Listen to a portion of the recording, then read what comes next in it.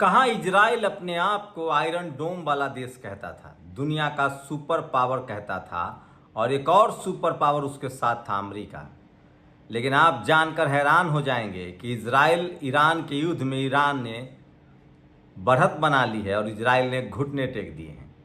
Israel गिड़गिड़ा रहा है, Israel माफ़ी मांग रहा है और इजराइल 1 करोड़ इजरायलियों की जान की कीमत पर अब युद्ध को ख़त्म करना चाहता है। आप सोच रहे होंगे कि मैं झूठ तो नहीं बोल रहा हूँ, मैं गलत तो नहीं बोल रहा हूँ, आपको गुमराह तो नहीं कर रहा हूँ, लेकिन नहीं, यही सच है। इजराइल तब तक बादशाह बना हुआ था, सुपर पावर बना हुआ था, जब तक उसे हमास से लड़ना था या फ़िलिस्तीन से लड़ना था, जब तक उसे लेबनान से लड़ना था या हिजबुल्लाह से लड़ना था। जैसे ही उसका पाला ईरान से पड़ा, वो पानी मांग रहा है, वो गिड़गिड़ा रहा है, वो घिघिया रहा है, वो अपने आका अमेरिका को कह रहा है कि समझाइए, ईरान को रोकिए, वो हमारे मामले में दखल न दे, हम उसकी बात मानने के लिए तैयार हैं। नमस्कार, मैं शंभू कुमार सिंह और आप देख रहे हैं नेशनल दस्तक। समय सबसे बड़ा बलवान होता है।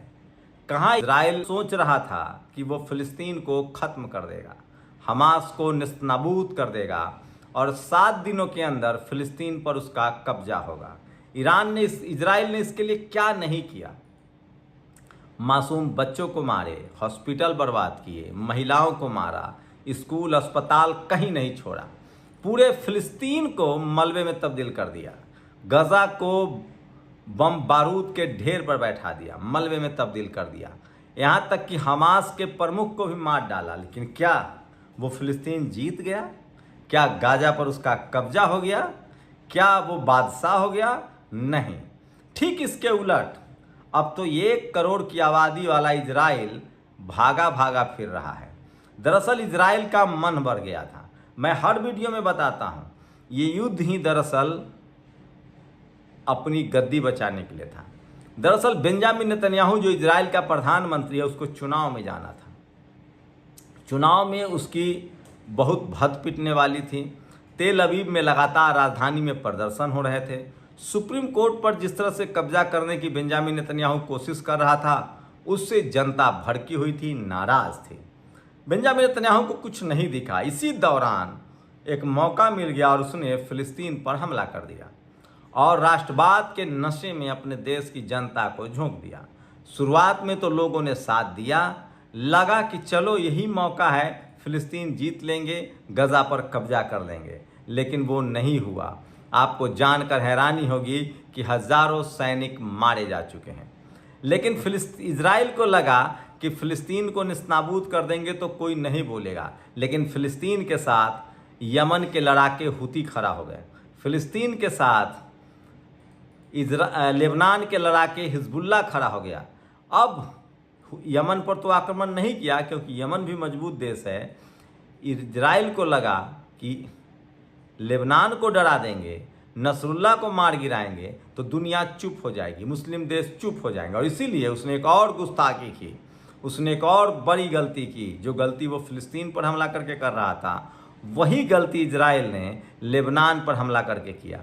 नसरुल्लाह भले मारा गया, लेकिन उसके बाद ईरान को मौका मिल गया हमला करने का। और सोचिए, ईरान ने जिस तरह से 200 रॉकेट दागे, इजराइल को बता दिया कि तुम हमारी पहुंच से दूर नहीं हो। दरअसल ईरान युद्ध नहीं चाहता है। ईरान चाहता है कि इजराइल को किसी तरह से समझाया जाए कि तुम युद्ध बंद कर दो, मासूमों को मारना बंद कर दो। जो ईरान के बड़े नेता है खामनेई, इसी ने कहा है कि ये युद्ध जो है वो इंसानियत के खिलाफ है, ये युद्ध जो है वो मानवता के खिलाफ है और इसीलिए मैं फ़िलिस्तीन के साथ हूँ और मैं इसीलिए ईरान इस युद्ध में आगे बढ़कर अब इजराइल को सबक सिखाएगा। अभी भी ईरान चाहता है कि ये युद्ध रोक दे। लेकिन सोचिए, जो इजराइल को लगता था कि फ़िलिस्तीन हमारा कुछ नहीं कर पाया, क्योंकि उनके पास न हवाई जहाज़ था, न हवाई पट्टी थी, न नौसेना था, न आर्मी थी, वो सिर्फ हमास के दम पर लड़ रहे थे। लेबनान के पास भी लबो-लुआब यही है, उनके पास बहुत साजो सामान नहीं है। लेकिन तमाम मुस्लिम देशों में ईरान ऐसा देश है जिसके पास अपनी नेवी है, आर्मी है, एयरफोर्स है, जहाज़ है। ये तमाम सुविधाएं, तमाम शक्तियां उसके पास है। इजराइल के मुकाबले उसके पास सेना की संख्या लगभग 10 लाख है। आबादी की बात करें तो ईरान की आबादी लगभग 10 करोड़ है।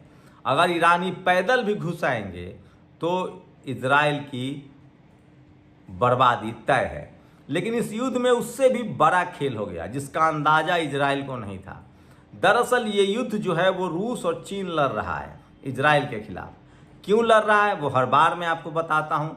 जिस तरह से यूक्रेन के साथ अमेरिका और पूरा यूरोप खड़ा है और रूस वहाँ मजबूर है, असहाय है, वो चाहकर भी अपने से बहुत कमज़ोर देश तो यूक्रेन को नहीं हरा सकता है, क्योंकि उसके पीछे पूरा यूरोप और अमेरिका खड़ा है। ठीक इसी का बदला रूस ले रहा है। दुनिया को पता है कि इजराइल के पीछे अमेरिका खड़ा है, और जब तक इजराइल के पीछे अमेरिका खड़ा रहेगा तब तक रूस इस युद्ध में शामिल होता रहेगा। उसके बाद रूस को साथ मिल रहा है चीन का, और चीन और रूस दोनों अपने इतने हथियारों की डिलीवरी कर रहे हैं जिसको आप समझ ही नहीं सकते हैं। न तो हूती को हथियारों की कमी है, न हमास लड़ाकों को हथियारों की कमी है, न हिजबुल्ला के लड़ाकों की हथियारों की कमी है, और न ईरान को हथियारों की कमी है, क्योंकि रूस और चीन अपना सौदा भी देख रहे हैं। माल महाराज का मिर्जा खेले होली। इन देशों से में हथियार भी बेच रहा है, उसकी बल्ले बल्ले है। लेकिन इस सब की वजह है इजराइल। न इजराइल हमला करता न इस तरह के हालात होते। इजराइल को अंदाज़ा भी नहीं था कि रूस और चीन इस तरह से हथियारों की सप्लाई करना शुरू कर देगा, और यही मामला अब इजराइल को बेनकाब कर रहा है। और इजरायली प्रधानमंत्री नेतन्याहू किसी तरह चाह रहा है कि ये युद्ध रुक जाए। इस युद्ध में उसे सम्मानजनक तरीके से वापस आना चाहता है वो। लेकिन सोचिए, वो अब फंस गया है। अगर बेंजामिन नेतन्याहू इस युद्ध को बंद करने की पहले घोषणा करता है तो इजरायली उसे नहीं छोड़ेंगे, और अगर वो घोषणा नहीं करता, युद्ध जारी रखता है, तो उसे ईरान मुस्लिम कंट्री नहीं छोड़ेगा। रूस और चीन के हथियारों से तबाही मचा देंगे। तो सोचिए, इसीलिए बुद्ध ने कहा है कि आपका कर्म आपको मिलता है इसी जीवन में। इजराइल ने जो कर्म किया, मासूम बेगुनाहों को मारा, उसकी सजा अब आम इजरायलियों को उठाना पड़ेगा, और ये आम इजरायली समझ रहे हैं। लेकिन सोचिए, एक तानाशाह, एक सनकी अपने पद के लालच में कैसे पूरे देश को युद्ध में धकेल देता है, मानवता को युद्ध में धकेल देता है। अब इजराइल गिदर भभकी दे रहा है, डरा रहा है कि हम न्यूक्लियर वॉर का इस्तेमाल करेंगे। अगर ईरान ने हम पर हमला किया तो हम न्यूक्लियर बम का इस्तेमाल करेंगे। सोचिए, 7 दिन का समय हो चुका है, लेकिन अब तक ईरान पर एक फुलझड़ी बम, एक सुतली बम भी इजराइल ने नहीं फेंका है। क्यों? जब आप सुपर पावर हैं, मजबूत हैं, जिस देश ने आप पर 200 रॉकेट दागा, आपको उस पर हमला नहीं करना चाहिए था। दरअसल इजराइल को पता है कि ईरान पर हमले की सज़ा उसे बहुत इतना कठोर सज़ा मिलेगी जिसकी वो कल्पना नहीं कर सकता है। 10 करोड़ की आबादी वाले ईरान पर हमला करने का मतलब है 1 करोड़ इजरायलियों की ज़िंदगी को खतरे में डाल देना। इंटरनेशनल न्यूज़ दुनिया भर में बता रहे हैं कि इजराइल लगातार अमेरिका को कह रहा है कि आप मध्यस्थता कीजिए, ईरान को युद्ध से समझाइए, दूर रखिए।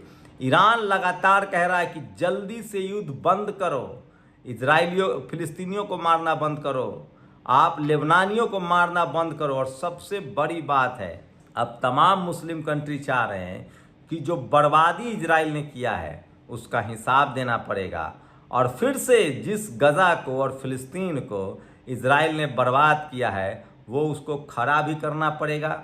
एक एक इंच इजराइल को लौटाना पड़ेगा दोबारा फिलिस्तीन को। मैं पहले दिन से कह रहा था, इस युद्ध में फिलिस्तीन अपनी आज़ादी का अंतिम युद्ध लड़ रहा है।